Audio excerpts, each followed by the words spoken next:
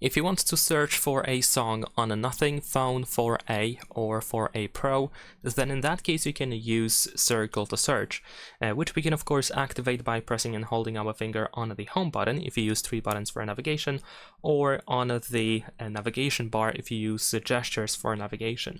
So once you activate Circle to Search, then over here we should be able to find this music note button.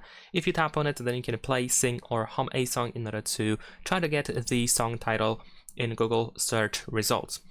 And that's pretty much all. But besides that, we can also add the search song button to the control center or quick settings if you prefer to have a quick access to that feature via this control center. So we're gonna tap on this pen icon on the right side, and then among these options you should be able to find song search.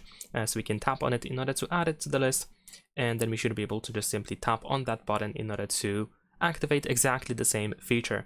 So if you are outside somewhere, or just generally speaking in a place where you can hear a song that you wish to know the title of, then as you can see we should be able to get the song title in the Google search results.